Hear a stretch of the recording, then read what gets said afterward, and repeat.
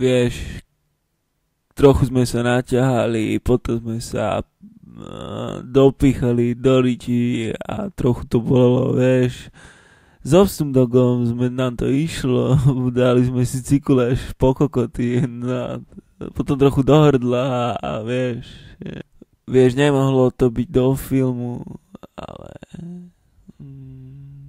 no však aj 50 Cent chcel prísť, no však našli sme si takú paličku, normálne, vieš, no normálne, však chcem ti povedať, že našli sme si tú paličku a potom, vieš,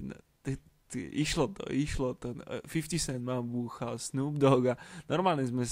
nás to bavilo proste,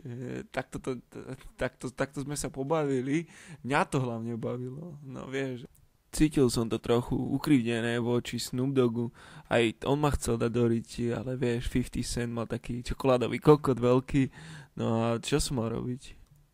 Čiže ja som mu povedal, že môžeš to dať aj do filmu, ale on sa rozhodol, že nechce dať do filmu, nakoniec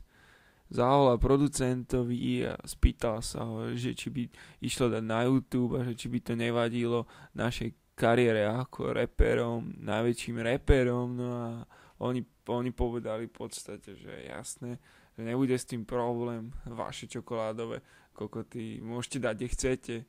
Takže cítil to veľmi silno, že